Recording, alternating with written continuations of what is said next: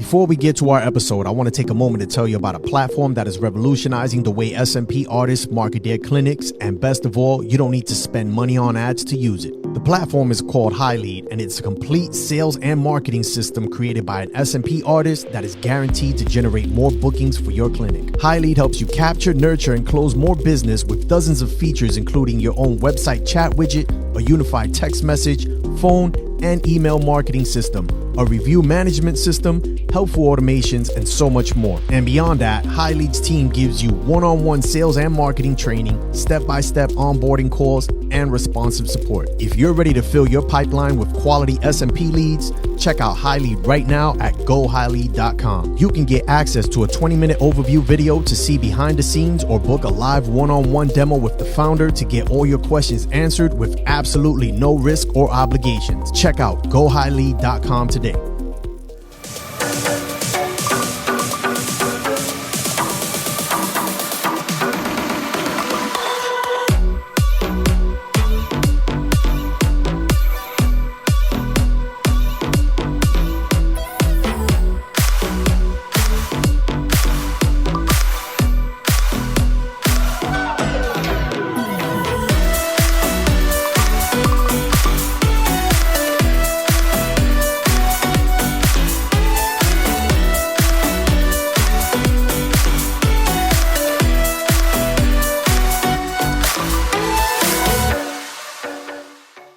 What's going on, guys? Welcome back to the Scalp Solutions podcast. I am your host, David Santiago, and today my guest is Alex Viruet.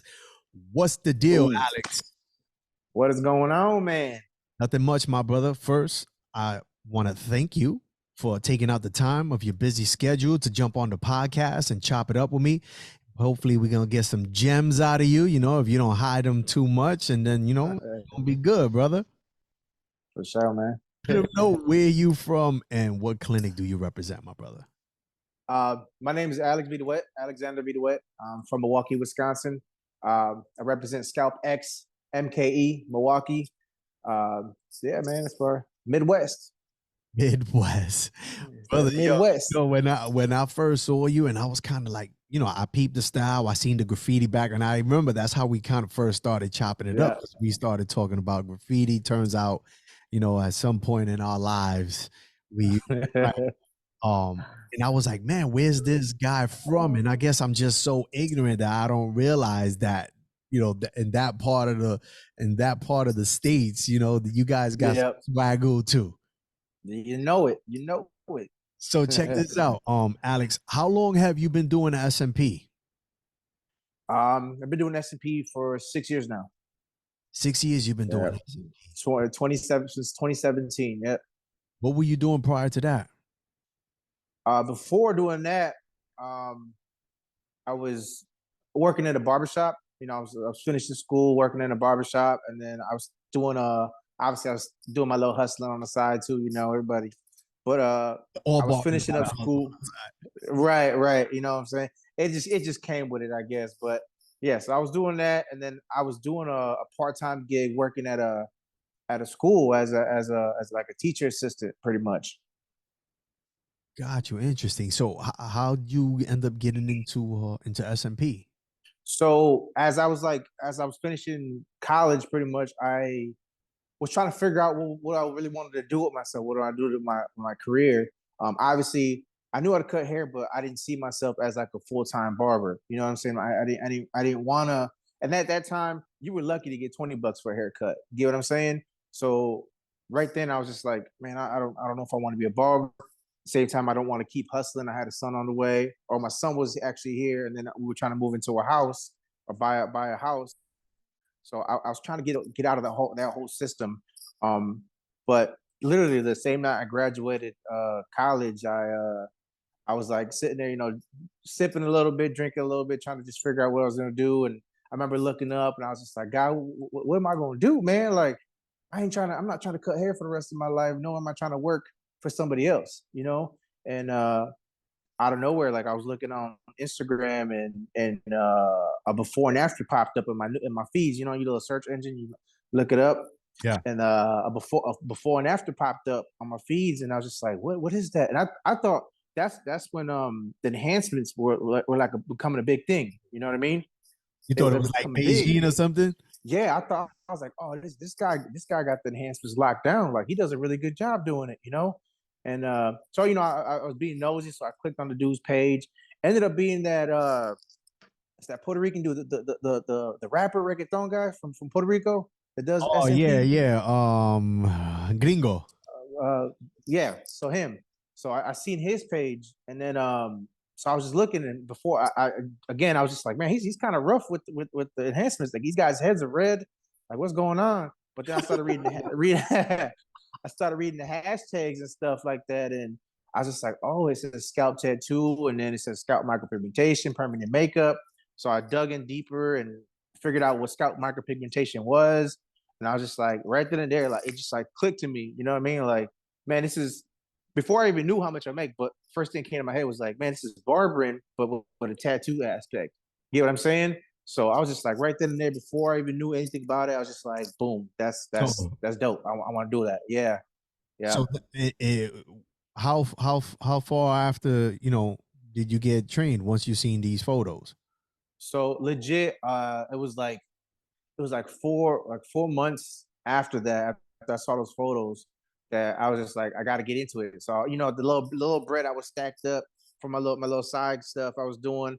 I was like, I put a little bit to the house, and I was like, let's figure out what I'm gonna do. You know what I'm saying? And I was just like, this is all I got left. So I got to make this happen. So I just used that little bit of bread, and and took a class.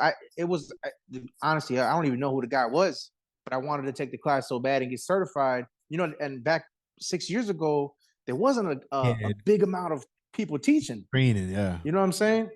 It was like it was like a handful of people really teaching. Either you got to travel to New York or travel West Coast, or even I didn't even know about guys in Chicago like that. I found one dude in Chicago, and I was just like, I'm gonna go learn. You know what I mean? I paid him. I said, look, I got this. I'll pay you cash. That's all I got. And went and took the class, and it was there. It made it happen. so and how has it been for you, man? I mean, obviously, you're successful, you're doing your thing, but like, how has these 6 years, how has it been for you, man? Has it been a smooth ride? Has it been rough? It took Nah, some. nah. See, the thing about the Midwest, man, is we're behind on a lot of things. We're behind on different things that are happening in bigger cities. You know what I'm saying? Maybe Chicago might have gotten it, but at the same time, they were still it's Midwest, so everything's really low key still. Nothing's really popping. But man, it took a while. It took the first 2 years were rough. It was very rough. I started out of a garage. I was trying to get clients in. I was still working that part time at the school, and then after that job, I'll go to my garage, and I was just doing guys for free. I was getting guys for free. Whoever was willing to do it, and they were willing to come to my garage, I was doing it for free. So a bunch of the homies, I was getting them for free, and then started charging just a little bit here and there if they were willing to even give it to me. But I just wanted to get it down so much, you know what I'm saying? And then it got to the point where I made my actual like business page, and did a couple little promotions on it. Started getting these other people coming through, but when they figure out like, hey, he's working out of his garage, they were like, what I'm saying? They were turning it down, and then it didn't help that the area that I was in was considered like a hood area. They're coming after 6 o'clock at night. They got to walk through an alley to go upstairs to a garage. That's like, whoa, what's going on? Guy's gonna get me. Um, right. So that right there was kind of like I got to get a different spot. I just had to jump into a different spot. So I found this little studio space. I call it my little hole in the wall, but I made it happen. It was very cheap rent. Had everything that I needed in there, just to get it rocking, and just it was just separate from a back of a garage. You know what I mean? So I kind of went there from that, and I was trying to push it. Still, it was still hard because again, a lot of people were like, you tell them it's scalp micropigmentation, it's a tattoo. First thing to think of, you're going to be doing something like this on their head, or you know what I'm saying. So it was hard trying to convince people to get it done. I didn't have it at the time either. I tried doing it on myself, but you know, it wasn't working. Try doing it on yourself. Scary. I tried it It's too. yeah, it's different. So I couldn't sit there and be like, yeah, you can look at my head too, because what I did on my head was definitely not what they were going to receive. Do you have it now? Do you have SMP? I do, but I'm horrible at keeping up with my own maintenance of shaving my head. So that's how I'm always a hat. You're not taking that hat off. I'm the same. Yeah, yeah. I wear a hat more now than when Right, when I was showing my McDonald's hairline. right. I mean, I'm good, but So, I like how I look. I like how I look with a hat. yeah. I think I got Same a thing with big me. ass head, so I put a hat. No, so I feel that. I didn't know if you have it, if you had it done as well too. Yeah, I got it done very lightly, because I felt like with me being on a lighter skin, lighter side, going too dark would have been a little funky for me. So I just kept it light. I just kept gradually doing it, and then I went to go help one of my buddies, H to technician, out in Utah. Yeah. So I went to go help him out with a class, and he blessed me. He gave me some SMP. His client didn't show up at that time, or his model. So I was just like, look, just do it on me. You know what I'm saying? You know how picky I am about it. So just do me right. Fix what I started. Don't watch me. Right. But So no, he did his justice. So you didn't get SMP and then decide that you wanted to be an SMP artist. No. It took me about, again, it was about 2 years, 3 years. I this year, oh no, well, obviously 2022, but that's when I actually got it like done, like done correctly. Get what I'm saying? Like another artist did mine instead of me messing with it little by little. Get what I mean? Got you. So were you experiencing hair loss already when you were a student? Yeah. So the thing about, I mean, obviously being a barber, we have that ability to kind of hide it, conceal it. You know what I'm saying? Because we know how to cut our hair, we know how to blend it in. So I had that ability. So I was just shaving it down real tight, and then again, I was using some of those enhancements. So they barely knew. But at the same time, every time I was stepping out, every time I was always rocking a hat. Well, okay. So it was either a cap to the back or a fedora or something like that. So people really didn't know that I was really dealing with it. And then when they did see me without a hat on, I already had a really tight fade. So, you know what I'm saying? No, nobody really knew. Got you. Okay. Makes sense. Got you. So now you're in the game for 6 years.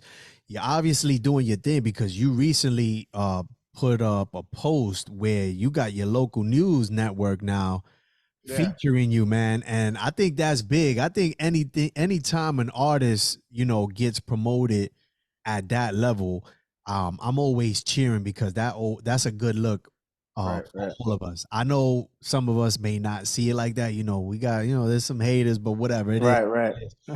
I was happy for you because I appreciate that. Somebody from New York is gonna see that and go like, "Yo, what is that? I'm not going all the way to Milwaukee. Does it exist in New York?" And they're gonna Google it, and there's a couple of us out here, but you know what? Depending where he's at, he might get me. So I'm all for it. But now I want to talk about how did that even come about, bro? Like, did they just, was it a client that was in the, like a reporter, or did they just hear about you because you're just doing your thing? Yeah. So actually, I believe they were at this barber competition, like a Midwest barber competition that happened in my city. So they were there, and then I spoke to somebody that was like, he approached me, he spoke to me about it, and then he kind of like threw it at me. He's like, look, this would be really cool to be on the news. He's like, but sometimes the news is kind of late on stuff like this, so it's best for you just to shoot them a text, just to give them a heads up, like, hey, this is the service you provide, because sometimes they'll be really late to the game and they won't know who, you know what I'm saying? So I took that to myself. I said, you know what, let me actually take the dude's advice. And it was kind of like, it just clicked, like, maybe, you know what I'm saying, that's like a sign I should just do it, So like a week later, I decided, like, you know what, let me just hit up the local news, give them the background, give them exactly what I do. One of my buddies, I did an interview with a local news guy that goes into the neighborhoods and goes to the area that I'm located in. So I just said, hey, let me just write him and see, if they'd be interested in even knowing about what this is, And legit, like 2 days later, dude hits me back and he's just like, dude, I showed it to my boss and he's very interested.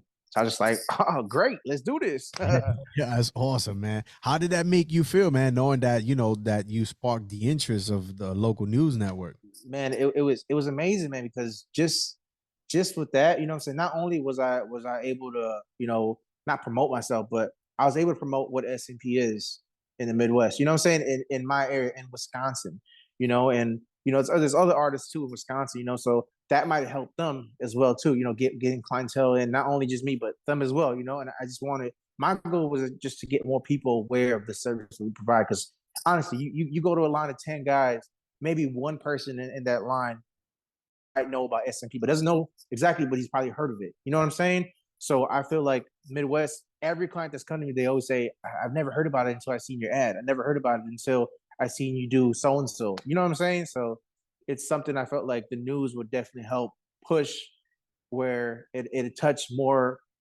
bigger regions of the area. You know what I'm saying? So I just took advantage of that.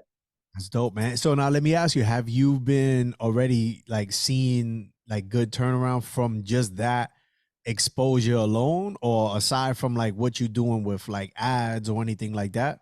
Yeah. So I feel like my exposure more has been through a lot of my ads, but at the same time, a lot of the clients, my past clients that I've done. So some of my clients don't even say anything to their friends until they ask, and once they ask, then they're like, yo, I ended up doing this. You know what I mean? So a lot of my stuff, my ads, so what happens with my ads, it just helps out, puts me out there. It kind of drains into people's or drills into people's heads like, yo, there's a service out there, So push comes to shove, somebody's like, oh, I'm dealing with baldness. Somebody else can be like, yo, I've been seeing this guy's ad online left and right. Like maybe that could be something you can get into. You know what I mean? Because it's happened a lot. Somebody's like, hey, so and so, show me your ad, and I'm very interested. You know what I mean? So my job with my ad was more not only just to get clients in, but at the same time to kind of drill it into my area, drill it into Wisconsin, drill it into the Midwest to let people know, like, yo, there is a service out there. You know what I'm saying? Rather, I'm gonna regardless. It's the outcome is gonna be great because either word of mouth is gonna happen, either what I'm saying. People are gonna run into that news article or that news that day we did the news, whatever. But it all just all plays and correlates together. You get what I mean? Yeah, Like absolutely. it all ends up happening together. So now let me ask you, have you always been like heavy with ads, or was this something that as you established yourself as a busy artist and started building some capital, you were like, okay, Yeah, now I need to start investing some of this money? yeah. Because Ads. real talk, that first 2 years, the first 2 years and a half, it sucked. Like I was lucky. I was lucky to get one or two clients in every other month. You get what I mean? And with that, I was only being able just to pay like obviously my bills and stuff like that. So what it wasn't really moving for me. It wasn't really like popping for me. But it wasn't until legit like COVID hit. COVID hit and out of nowhere, bro, it just sparked. Like it was wild. Like it's a crazy little story, but when I was trying to run this business, I obviously I was hitting dead ends because every time I was booking a client in, either they were doing no shows, so I had to change my strategy with that because I wasn't doing the deposits at the time. You know what I mean? I was trying to be cool. I was trying to be safe about it. Oh, you just come in. You know what I mean? So I'm booking a deposit or booking a client, they wouldn't do a show, or I would just get people just super interested, but just never want to be willing to pay the price that I was asking. So I got to the point where I started getting all depressed, and then to the point where it started leading to drinking and dealing with heavy drinking, and you know what I mean? Like it got to the point where I was almost at the point where I was just gonna leave doing SMP behind. Like I was just gonna put it in the past and go back to working a 9 to 5. You know what I mean? And just one point, like I just decided, like it was time just to give up that lifestyle, and just give myself to God pretty much. And I was just like, what, God, I'm tired of living this way. I'm gonna let you do your thing. I'm gonna let you take control. I'm gonna let you take the wheel. I'm gonna let you be the one that's gonna, instead of me stepping on my toes or trying to force something to happen, I'm gonna let you do it. And legit, I stopped drinking. I stopped doing half the things I was doing, and so things started falling into place where I started getting a decent flow of clients coming in, and legit again, COVID hit, and I was just like, dang, now this is legit. I'm gonna be done. That same time COVID hit, that same month COVID hit, I had clients hitting me up left and right in my emails, and I don't know what happened. Maybe they just were getting that free money from the government. The PPP loans is I coming. don't, man, all that, but legit, man. Like after the lockdown got like obviously moved up and moved out of the way. I already had 4 months booked out already because it was, yeah, man, it was a blessing. Like I had clients already booked out, and then on top of that, I did a different approach because now I was clear minded. I wasn't drinking, so I was taking deposits. I was doing these cool offers. You know what I'm saying? I was doing these cool deals with a lot of these clients and stuff like that. Where I'm just like perfect, and then clients weren't even arguing with me about prices anymore. It was like clients that were coming in were like, "Cool, let's do it. It was Cool, like, this is it. I'm down. Cool." I'm just like, "Yo." So when that started going around, that started happening really well for me. Then that's when I started investing into doing ads, paying for marketing and stuff like that. And then the marketing that just made it even more for me. You know what I mean? Yeah. Made it. Do you find one platform works better for you than the other? Like, what are you doing right now? Do you do Facebook ads? Are you doing Yeah. Google ads? So I do Facebook and Instagram right now. Got you. That's my biggest thing. A lot of people talk about SEOs and Google ads and stuff like that. But honestly, um, one of my other like he does like really good ads and stuff like that's like his background. He was giving me like he's like, yo, as long as you have really good, your reviews are on top, they're all 5 star. He's like, it's kind of no reason to really pay for an SEO because you're gonna be at the top of the list anyway.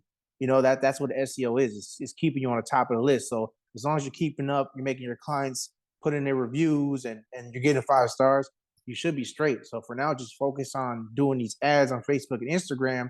That way, people are still aware in your area that you're doing this, that you provide this service. So I was just like, cool, let me just go that route. And I mean, it's been working. Every time I ask a client, they're like, yo, I seen you on Facebook. I seen you on Instagram. So Nice, nice. So you already know that this is it. This is where I'm putting all my money in. So you don't do yeah, Google ads at all. All and everything that you have is all organic.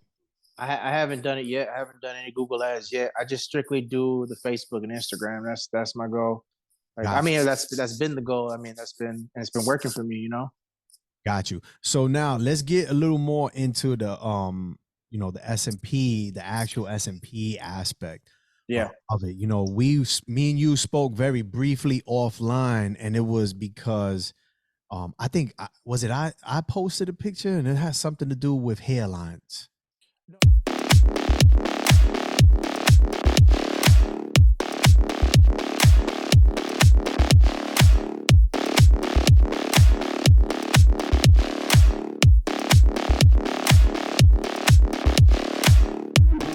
Hey you guys, we are excited to share with you some very exciting news.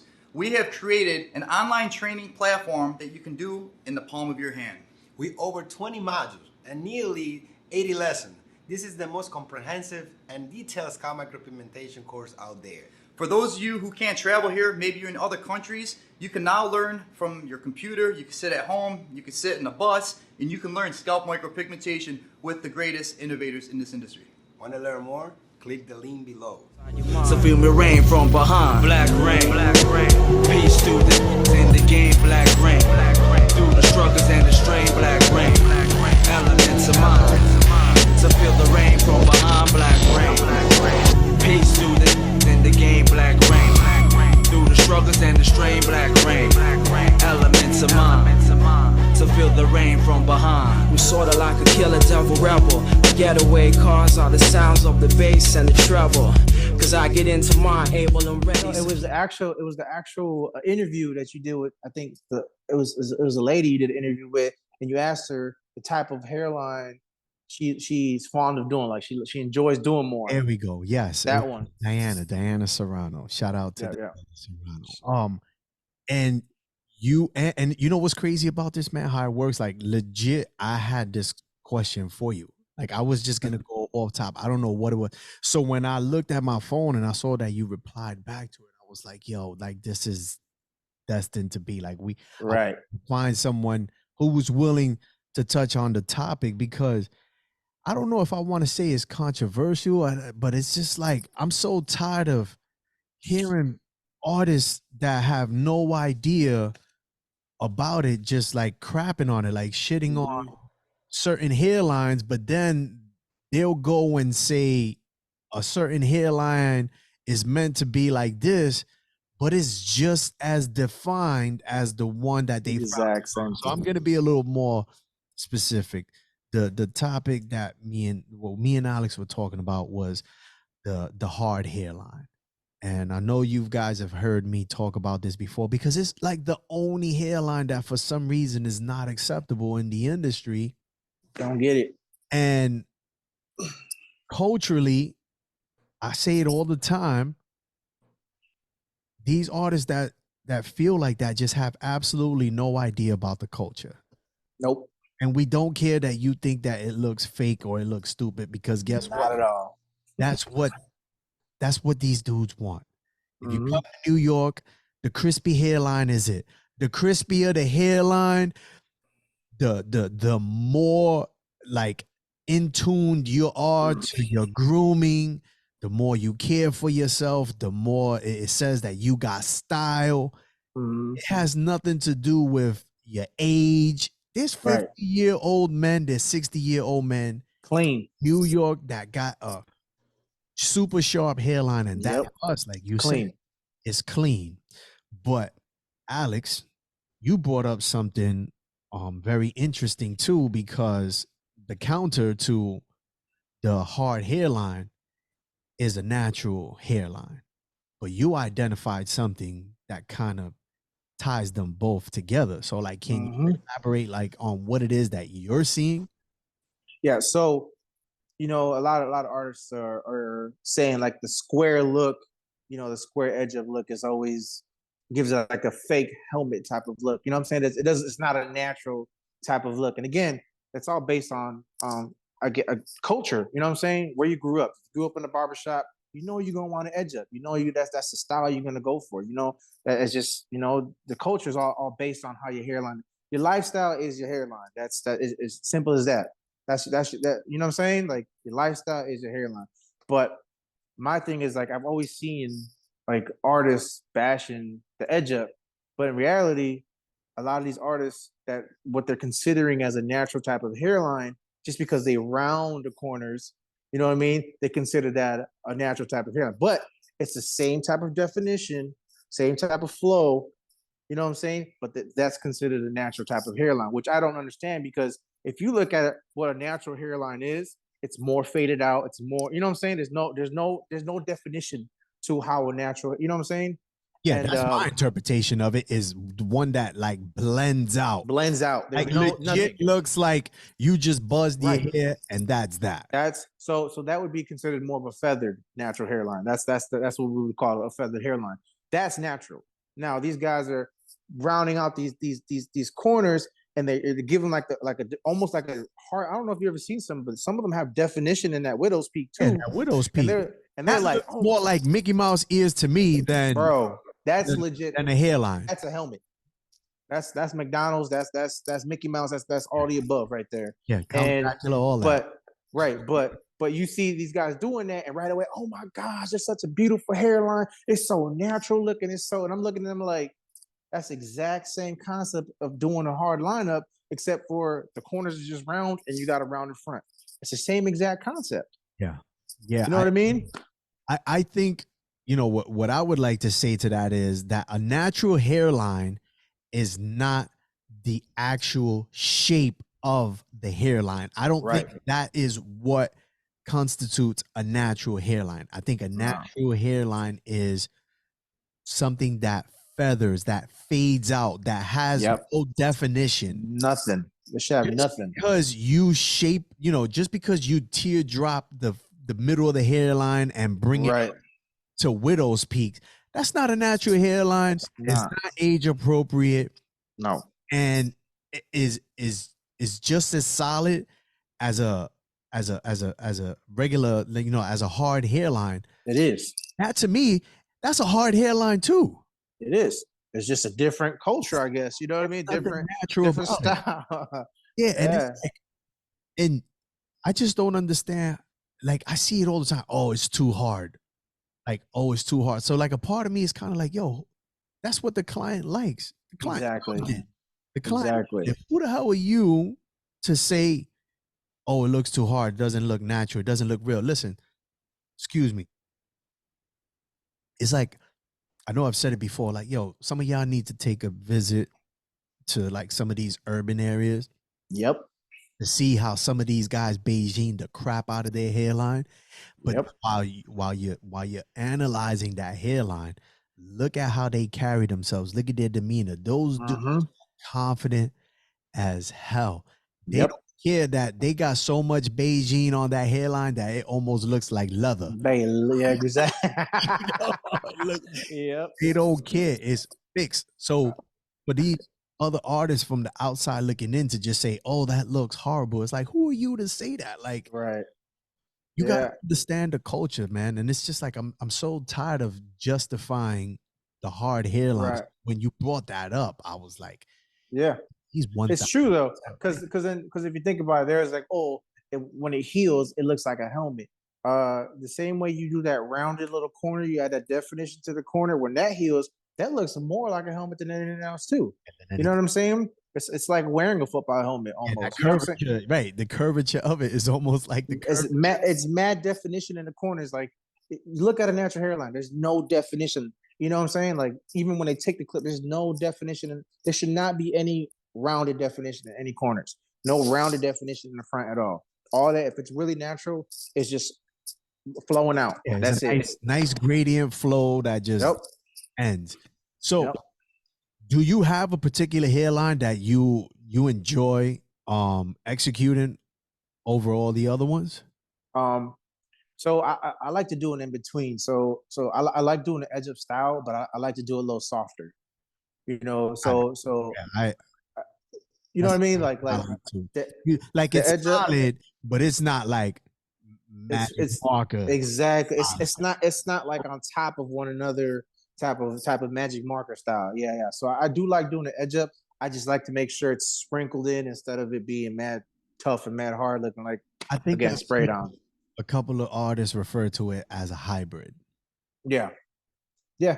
Considered a hybrid, right? It's in between. Kind it's of like feathered. There's some definition to it, but it's also like sprinkled in where it doesn't look too.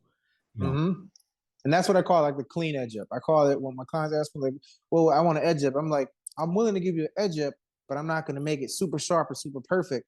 I want it to look, when it heals up, it just softens up in the front, but you still got the nice clean motion of a box style. You know what I mean? Now, in your area, do you find yourself, is that what they're normally requesting, the hard hairline? It just all depends on their ethnicity, honestly. You know, if they're Latino and African American, yeah, obviously they're gonna go more for that edge up. You know, I've had a couple light skinned guys, you know, like Caucasian guys, ask for the edge up, and I just look at them like, my first question is, are you in the barbershop? Have you been in the barbershop a lot? Is this something normal that you would normally get? Well, no, I wouldn't normally get it, but I see that's the style people are going for. No, my man, you got to understand, this is something that you got to be doing on a regular basis. If these guys are doing this because even if they had no hair on top, they got the beard and they're getting the beard cleaned up. So that you understand they're still in the barbershop. Even, you know, if they're getting shaved down, they're going to a barbershop to get shaved down. You know, if you're somebody that's like gets a haircut once every 3 months, edge up is not your flow. It should not be anything you should be thinking about. You know what I mean? So those are questions I ask a lot of my clients when they ask for an edge up and how they want the edge up to look. So let me give you a quick little scenario. Like, for example, that client right there, let's say he comes back and he tells you, listen, I'm the paying client. This is what I want. Let me get it. Do you leave the money on the table, or do you leave the client with what he want and he's satisfied? See, and that's the thing where we're kind of stuck in the middle, because we are going to get clients like that. They're going to be asking for things that we wouldn't recommend, but at the same time, if it's going to help please them, make them happy, you know what I mean? Then why not? You know what I'm saying? Let's do it. And it's not about, oh, you're just trying to take their money, because it's not that either. It's not that we're just trying to take their money. We're just trying to please the client and give them what they're asking for. You get what I mean? Like there's guys that I would do the hairline a little further up, and I know they want it lower, but you know, a month, 2 months later, be like, oh, you know, man, I've been looking at it, I still want it lower, and I just tell them like, look, this is why I didn't do it, but if you really want it that low, look, I'll be down to do it for you. You know what I'm saying? But at the end of the day, is if they're happy with it, and if they're pushing because they know they're going to be happy with it, why not? You know what I mean? It's not. You know, I hear people say, "Oh, you're doing a horrible service if you're just taking their money and doing that." Like you're not. You know what I'm saying? And I've seen that. I was gonna say you've obviously seen it because I heard when Yeah. you're just taking their money. And sometimes No. I see it. You know, this is why sometimes I don't participate in it. And you know, I bring it up because it is a thing, and Right. you hear these guys like, "Oh no, I'm not gonna do that," and it's kind of like, "Yo, bro, that's what the client want. There's That's a what way they're to asking about for. it without making it look ridiculous. You don't have Right. to, you don't have to meet like exactly what it is that they're saying. Right. You as the artist should know, hey, here's the max where I push it, but I'm still Yep. gonna make this look crazy dope. Exactly. You know your limits. Right. Where it's not, you're just taking his money. It's like, Right. giving him what he wants, giving him the service. Exactly. He wants mac and cheese. I'm gonna give him mac and cheese. Mac and cheese. He wants triple cheese. There's mac and cheese with 3 different kind of cheeses. Right. Oh, that's not the Right. right recipe. I don't Mm. care. And you know what? Truthfully, I'm not leaving no money on the table. So I'm gonna give you another scenario, right? This one's right. You got a client comes in. I've been getting these quite often. I don't do them, but they'll show me a picture of a botched job, really bad botched job. Yeah. And they're like, "This is what I want, Dave." Oh. And I'm like, I automatically go into like, "No, you don't want this, man. Like this is not gonna look good." And then they'll show me, "Yo, bro, this is how I rock on the regular." And they got the Beijing on so hard that it makes the skin look textured and leathery. Right. And they're like, "This is what I like." Right. Are you gonna give it to the client or not? What would you do in that? So I kind of my objective with clients like that is I kind of scare them out of it. You know, I'll hit them with the if I do go that dark, you got to understand it's not going to look that tone. It's not going to heal like that. It's going to look a purple. It's going to look a violet. It's going to look a green.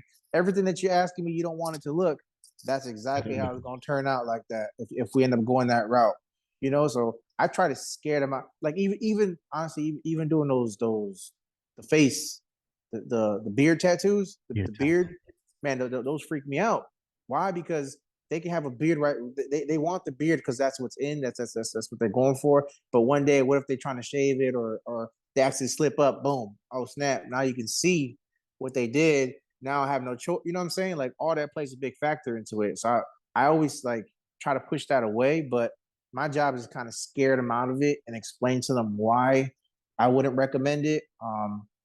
If they still try to go for it, you know, sometimes I'll just have to say, you know what, just I can't. I'm not gonna be the one that's gonna have it because look, right? Because look, you gotta understand. If somebody sees that crazy stuff on their head, they're gonna walk out and be like, "Yo, who did that to you?" He's like, SkalpX. They're gonna be all geeky like, "Yo, I got that done that SkalpX from my boy Al." Like, yeah, Al got me right. I'm just looking at it like, no, no, like what? I don't even remember doing you, bro. Like, you know what I'm saying? Like, I don't want that happening at all. I've had this conversation offline with a couple of other artists, and I'm not saying that they're wrong because some of them are like, "Yo, Dave, I'm not leaving no money on the table. I get at least 5 or 6 of those in a month."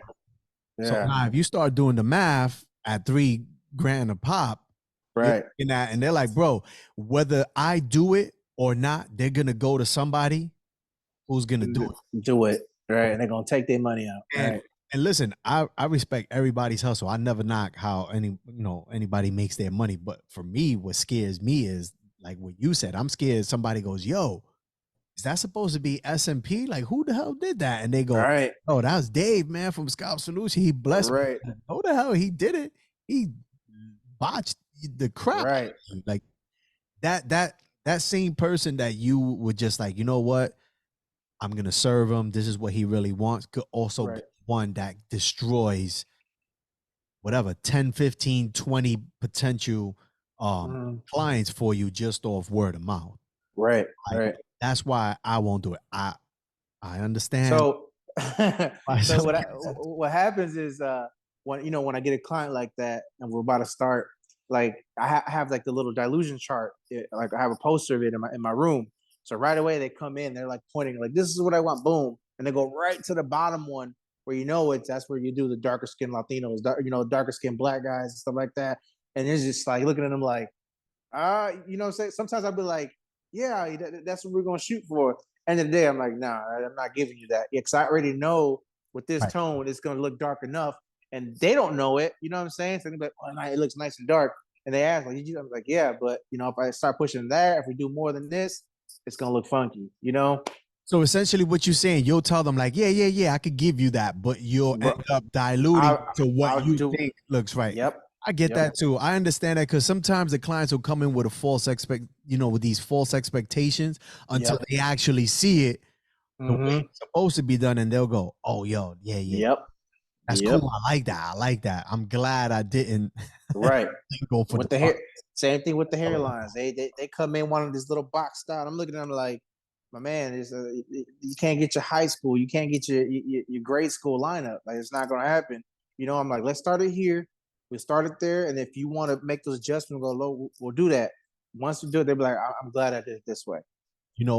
That's why I love doing the hairline simulations when they come in and they show me, for some reason, bald men that don't know any better associate the lower the hairline, the more it's like, all right, I'm not bald, never been bald. No. And it's like they want to come here, and I go, you hit them with, hey, sir, that's not gonna look natural. You're talking, you animated when you talk, your hairline's gonna be more. No, this is where I had it, and I do that hairline simulation on them. I don't let them face the mirror, bro. Right. I do it on them. I shape it up, and when I turn them around, they be like, oh, nah. Yep. Are you using the fibers when you do that? Yeah. Yep, that's why I do the fiber. Fibers, they can see it. They'll see it for themselves and be like, so they can see yo, you got a 2x2 forehead, my man. Not looking right. It don't look right at all. Right. So Alex, let's talk about the equipment you use, man. What are you using? Do you use one machine, one needle, 2, 3? You cycle through? So I'm very picky. Like I'll have all my needles depending on the client. Right now, what I mainly focus on using is my 04s, my 06s. Because I just like how they sit on clients, how they heal on clients, how the softer look they give. But depending on the client's tone, the client's follicle sizes too, that plays a big factor into what I use. But I use one machine. I use that new one, the Flex Max. Okay, gotcha. I really like their e-give. I don't know if you ever heard of that. No.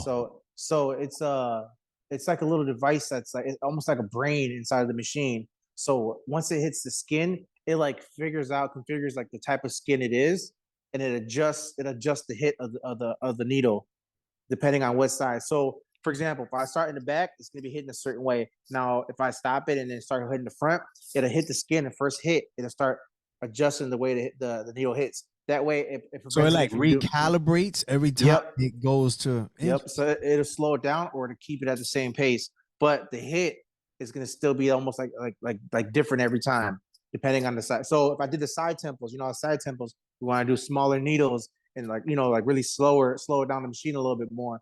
I'll keep the machine maybe at an 8 or 9, and then once I hit that side of the temple, it'll give me almost like a 6 or a 7, like voltage. You get what I mean? But it's still hitting that same type of hardness. But so I've been using that, and then I use the Arrows needles from Art SMP, and then the blends pigment as well. So now you mentioned that when you're working on the sides, you drop down your power. Yeah. Can we talk about why you do that? Because I know, some people that have no idea. Sometimes you don't want to even use the same amount of pressure, right? The entire scalp. Why do you do that? It just slowing it down gives me more like control of the needle. You know what I mean? Because you don't want to have that same power you're doing the thicker area in the back of the head. You don't want to be doing that in a softer temple area. Why? Because you're prone to do more like blowouts and stuff like that. Deeper impressions. You want the side temples to heal soft. You want the side temples to be lighter than the top part. You get what I mean? So I try to go softer. That way I spread out. I have more control spreading out my impressions more. And then again, it's all about how it heals over time. You know what I mean? I don't ever want this part to be dark like the top. I always want the sides to be spread apart and not as deep as I would do on the top part of the head. So I slow it down. Cool, man. I just, I wanted to put that out there because you just quickly said that. So I know if someone that doesn't know any better hears it, they go, oh, all right. I guess I'm just supposed to drop the power when I get to the temple. Nah, you got to understand right, the method to the madness, why to do it. You want right. Some people are different. Some people are shoot. They had a machine at 11, the whole entire head, Oh, I see. 11 voltage. You know what I'm saying? I see some of these cats, and they move. Yeah, they move quick. You know who moves super fast like that? And I've seen him do it. Jonathan Giroux. He's like an animal. Yeah, but he's got a touch. I mean, he's been doing that. Yeah, oh yeah. Years. I remember him having the two machines. You remember his videos with it? He was doing it like that. I was like, this dude's wild. No spreading of the skin at all. No, nothing. He's just going in. And he was serious. I was like, dang. Yeah, Don't try this at home. Don't try this at home. I was like, now I want to try it. I remember telling him one time, I was like, yo, you need to stop posting videos with you going all fast. Because you remember at one point, no one would post videos on how fast or slow they were hidden. Right. And then all of a sudden he came out with that. And now everybody and their mother posting them videos, but you can see like the inconsistencies, and I was told, yo, this is your fault, man. You put a video out going all crazy with the needles. Now everybody's doing it. All right, but I just wanted you to get the the explanation of it. All right, so you got your needles, what you do. Alex, you've been doing your thing. I've been following you for a long time. Like I said, I know the way we came about was just like your typical Boricuas, right? With graffiti, with barbers. Before we go, man, I want you to let everybody know where it is they can find you, your social media platforms, your website, all that good stuff. So you can find me on SkalpX, MKE. So SkalpX_MKE. And then that would be my IG. And then on Facebook, SkalpX Milwaukee Micropigmentation. And then my actual website is smpmilwaukee.com. Outstanding. Awesome. Alex, I appreciate that, my brother. But before we go, I want you to drop one gem, one must have, one must know for that new SMP artist that's out there looking to be successful and do his thing as you have. What's one good gem you want to leave him with? Try not to focus on posting your right away pics on Instagram. These guys, they try to focus on doing what guys that have so much content on Instagram already. They think that they're doing it right then and there in that first session. So these guys are going dark. They're going heavy on that first session and not understanding like yo, that's 3 sessions already. That's why they're able to post that. That's why they're posting daily, because they have so much content. Focus on your work, focus on your rhythm, focus on your style, building your own style. And I think that's the key of becoming successful and standing out from other SMP artists. You don't want to do what the other guy's doing. You want to do what you're doing and what's creating those dope results for yourselves. Dope. Outstanding. I appreciate that, my brother. And I appreciate you again for taking out time from your busy schedule to jump on the podcast, my brother. For sure, man. Yeah, maybe we'll do it. We'll do it again next time. You big dogs now. You hitting the news now. I want to be like you when I grow up, bro. All right, guys, that's going to wrap it up for this episode of the Scalp Solutions podcast. Until the next time, peace. Peace.